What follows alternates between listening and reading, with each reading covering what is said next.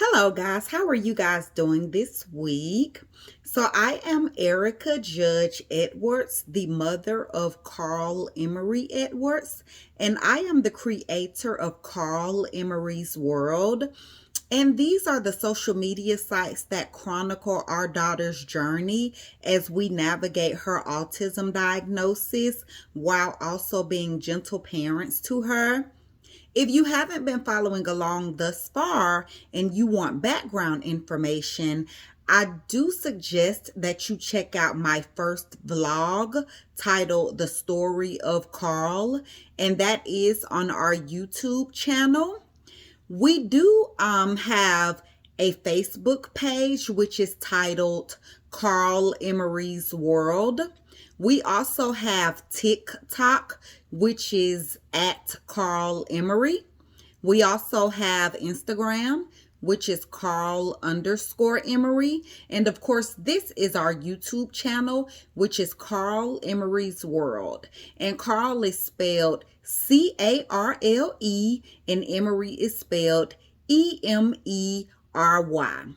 So as always, I do have to give my disclaimer. Everything that I talk about in this vlog is specific to Carl and also our family.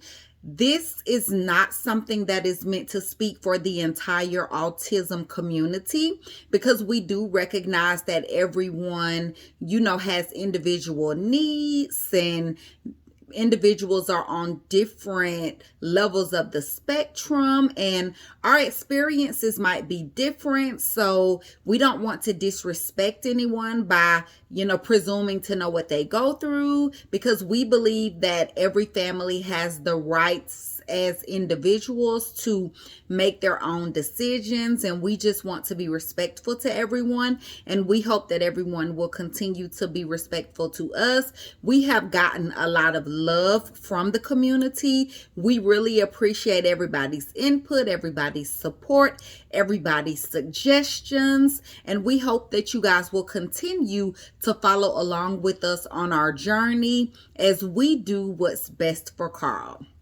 So today, what I'm going to talk about is why our family chose to get an early diagnosis of autism for Carl. I'm sure you guys know that sometimes there is a bit of controversy surrounding labels and bias associated with labels, and, individuals not wanting their children to experience bias because of an autism diagnosis.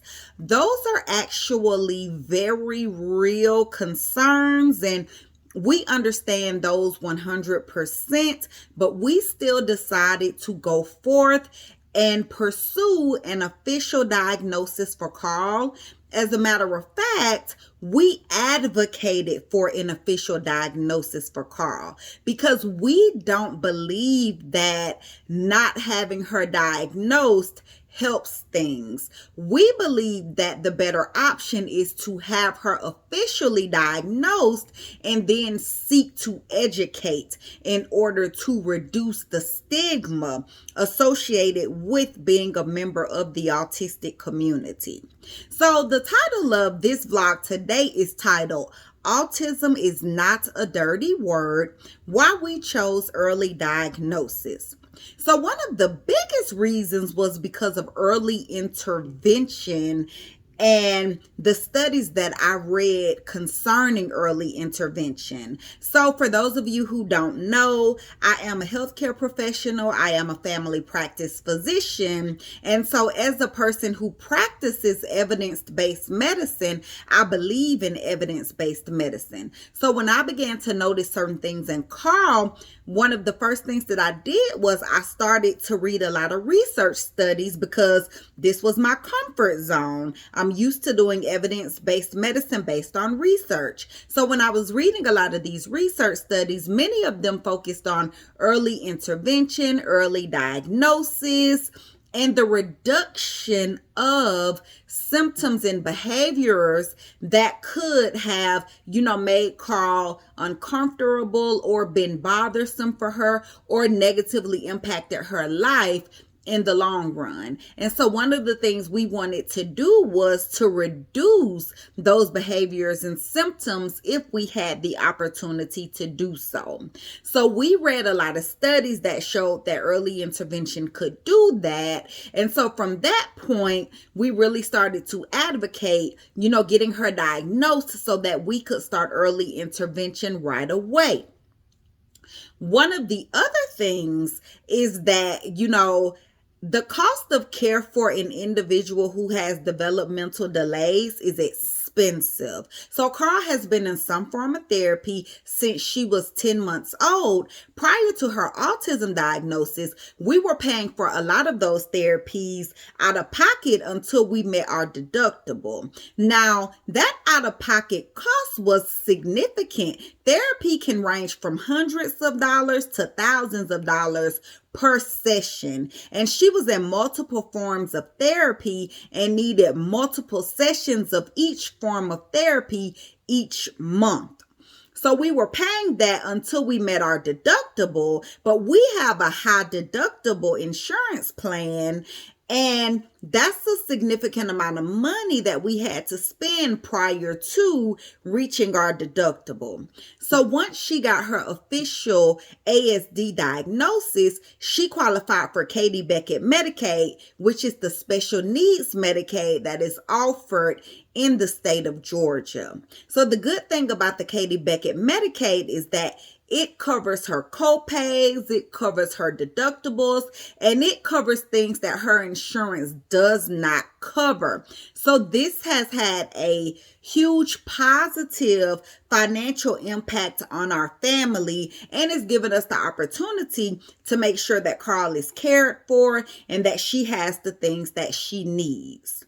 So one of the things that we did learn is that her Katie Beckett Medicaid will cover the cost of diapers or pull-ups for her. So we did reach out to the medical supply company because the developmental pediatrician gave us a prescription for her diapers and pull-ups. And so we reached out to that company. We got everything filled out. And so the medical supply company will start to mail those things to our house on a regular basis. That's also helpful because with an ASD diagnosis, a lot of times you'll potty train later, so you'll be in diapers or pull-ups longer. And of course, that financially impacts a family as well. So Carl did require genetic testing prior to her ASD diagnosis when we were in the process of trying to figure out, what was the reason for her symptoms. Well, we had the genetic testing done, and genetic testing is actually very expensive. So ultimately, the bill for all of the tests she required could have ranged 5 figures. And so we ended up getting a bill for that in the mail because we were told that with the diagnosis code that the pediatric neurologist used, the insurance company had denied the claim to pay for the genetic testing. Well, by the time we got the notice, we had the ASD diagnosis. So we filed an appeal. We used that diagnosis, and that bill completely went away. But the thing about it is that had the bill not gone away, it still likely would have been covered by her Katie Beckett Medicaid because they backdated her coverage, and that date of service would have fallen within the range to have it covered. One of the other positive things is that Carl is in ABA therapy, and she was approved for 25 hours weekly. So the way that works is that ABA therapy can be thousands of dollars. It can cost hundreds of dollars an hour. And a lot of times kids they can require up to 40, 50 hours a week. So Carl was approved for 25 hours a week ABA through her insurance company. But of course, we had to meet our deductible, which is a significant amount of money prior to that, them covering it at 100%. The other thing is that when I was reading the specifics of our insurance coverage, there was a cap on the number of ABA therapy hours she could have per year. And honestly, when it comes to what she needs, that maximum number of hours wasn't even scratching the surface. So one of the good things about her Medicaid is that now, there's no cap on the amount of hours. Once her insurance company is no longer covering those services, her Katie Beckett Medicaid will pick up that coverage at 100%. Now, I have been able to get her into an ABA company that accepts her insurance and her Medicaid. And I've also been able to get her into a speech therapy company that accepts her insurance and her Medicaid. And so she will now be getting speech therapy 1 hour a week. And she will be getting that from a center that specializes in working with children on the autism spectrum. One of the other things we were offered after her diagnosis was transportation to and from her appointments, and that was also via the medical assistance that she receives. Now, some families will qualify for, Social Security disability based on their diagnosis. Our family doesn't currently receive that because we don't qualify. But the reason we don't qualify is based on the income of our family as a whole. And so that is something that everyone should definitely look into to see if that's an option, because that can also, positively financially impact the family as well. Now, Carl will be going to preschool at 3, and she will be getting her IEP at 3 through the public school system. We're very excited about that because one of the things that we didn't want her showing up on the first day of kindergarten, having never been introduced to the school system, not having an IEP, not having a diagnosis, not having an evaluation, because what would have happened at that point, she would have been put in a general education classroom and she would not have been getting the things that she needed. In order to get the things that you need when you do go into the school system, that evaluation is going to be needed. The proper diagnosis is going to be needed. The proper level of care is going to be needed in order to establish the appropriate individualized education plan for your child. So we definitely wanted that for Carl. And then of course there are other things like, we do go to the Marcus Autism Center. They specialize in autism. They're experts and they have been wonderful when it comes to taking care of Carl. They provide excellent care, but they're also just nice individuals and Carl really loves them. When we go in, they have a big bucket of toys. They sit it on the floor. She gets to play with it. She really, engages well with her developmental pediatrician. Like the last time we went, they were like, "Oh, do you guys like the zoo?" And we're like, "Of course we like the zoo." Well, I was thinking that they were asking because they were going to ask us questions about her development and how she interacts at the zoo. And does she know animal sounds and animal names? But ultimately what they were asking us was, did we want free zoo tickets? And of course, so they gave us 3 zoo tickets that we're definitely going to utilize. Now, in the state of Georgia, Governor Kemp recently gave $350 per person cash assistance for those receiving medical assistance. So Carl did qualify and was eligible for that as well. So she will receive the $350 cash assistance. And my husband and I were currently, discussing what we're going to do with that. So we're discussing potentially buying her a bed, or if we want to buy her some therapy tools, emotional regulation tools, some manipulatives, or some toys that can be good for her development. And so that is honestly greatly appreciated as well, because we do in-home therapy. And so we have our living area set up like a therapy center. We have the things that she needs to really engage appropriately with her therapist. And we just make sure that we have plenty of supplies, and we're constantly having to repurpose those or, get new supplies as she continues continues to develop. And so that $350 is really going to help us when it comes to doing that. So yes, you can get therapies beforehand, before a diagnosis, but they won't necessarily be specific to autism spectrum disorder. I can say Carl has been in some form of therapy since she was 10 months old, but this therapy was just based on a generalized, unspecified diagnosis. For example, speech delay would be a non-specific diagnosis for her to get speech therapy.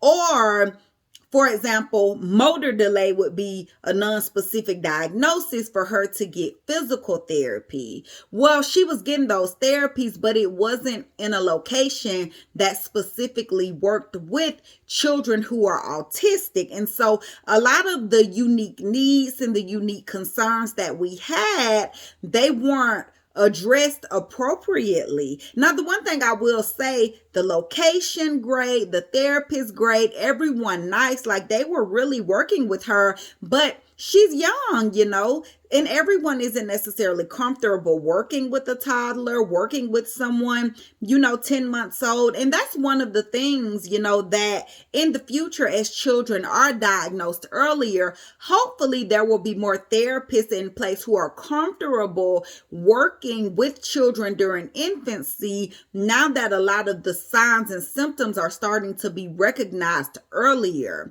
Because one of the things that was explained to me was that, there might not be as much research or as many services geared towards children younger than the age of 2 years old. But hopefully that is something that will improve in the future. But we are happy that we got our diagnosis, and we are happy that now Carl is working with a lot of individuals who specifically take care of children on the autism spectrum and who have a lot of knowledge. And she really does engage with them, because all services are not created equal. One of the big things that I always tell people is, if you can, go to the experts, go to the people who do this every day, go to the people who are, used to providing these kind of services, used to providing this kind of care. But if you're going to get care that is specifically tailored towards autism, you'll need the autism diagnosis. So for us, it was really more so about just, weighing the pros and cons. But honestly, there really weren't any cons, because we really are not ashamed of our child being autistic. We really don't really care about a label. It's simply a diagnosis. And honestly, a diagnosis is good because it is something that identifies your concerns and tells you a reason why your child is experiencing the things that they are experiencing, simply so that you can help them. So it's not a situation where every day of Carl's life we have to say, she's autistic, she's autistic, she's autistic, or everything that we do on this earth has to be centered around autism. It's not a situation like that. For us, it's more so a situation where it's useful when we are planning, her education, helping her to plan her future, deciding on specific things in which we need to consider the unique things that she encounters or goes through because of her diagnosis. Honestly, since she's been diagnosed, things have been going really, really, really well for us. We were able to get her into an early intervention program called Project Impact at the Marcus Autism Center. And honestly, that has been the most helpful thing for her thus far. The progress that she saw in that specific program, it went way beyond the progress that she has seen in any other therapy combined thus far. And I really feel like it's because she was in the hands of experts who do this every single day. But she's doing really well. We would never let anyone underestimate her. We would never let anyone judge her. We would never let anyone, mistreat her. We're always going to keep her surrounded by positive individuals. We're always going to be, very hands-on with her. But since we got our diagnosis, everything has been going really, really, really, really well. Nothing negative has honestly happened to us at all, but we are keeping a positive mindset. One of the things I will say is that I do see individuals online, just generally telling people perhaps you should wait on a diagnosis. You don't want your child to be, misdiagnosed. Or, well, what if their symptoms resolve or dissipate or go away? Or they'll say things such as, well, you can get therapy and services without an official diagnosis. I honestly feel like that advice is dangerous advice. And I feel like that advice can really negatively impact vulnerable populations. Sometimes there are individuals who are of a higher socioeconomic status, and so they might have access to around the clock tutors. They might have access to around the clock therapists. They might have access to some of the state of the art programs that are really, really, really expensive. They might have the resources for one or both parents to be at home with the child majority of the time. They might have the resources to homeschool. Well, everybody doesn't have those resources. And so if you don't necessarily have, the resources to get that type of top tier care without a diagnosis, it might not be in your best interest to wait on a diagnosis. You have to decide what is best for you based on your individual circumstance and not be guided by someone else whose circumstance might be completely different from yours. The other things is that our children have different needs. Our children, might not be at the same stage in terms of their care or, the various unique needs that they have. And so all of our children should be treated as individuals. And so one of the things I would like to caution everyone of is simply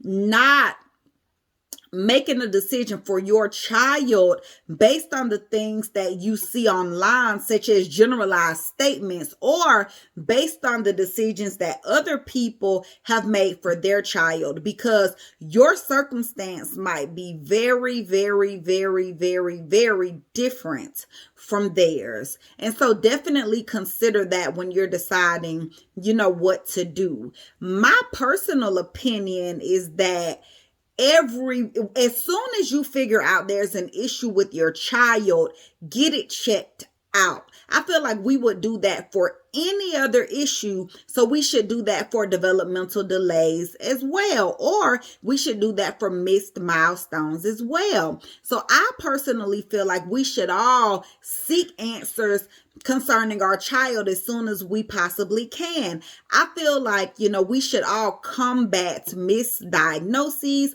I feel like we should all combat delayed diagnoses. I feel like we should all push early intervention, but that's my personal opinion. And so I made my decision based on my personal opinion. And so, of course, I am going to be influenced by the fact that I am in the healthcare field and, the nature of my job and also the unique needs of my family. So if anybody would like to reach out to me and ask me questions about the process of getting my daughter diagnosed, any specific questions on how things are going, any specific questions on how her diagnosis has impacted her, I am 100% happy. I'm very responsive in my inbox. I will definitely answer all of your questions, but I just want to leave you guys with this phrase one more time. Autism is not a dirty word. So please, please, please remember that there is no shame in having a diagnosis of autism spectrum disorder. I'm a proud autism parent. My husband is a proud autism parent, and we are going to continue to be loud. We are going to continue to be proud. We are going to continue to advocate for our daughter, and we are going to continue to go toe to toe with anyone who we feel is putting up barriers when it comes to her care. So thank you guys very much for tuning in. I appreciate you guys. If you need anything, just reach out to me. I'm happy to help. Have a nice day.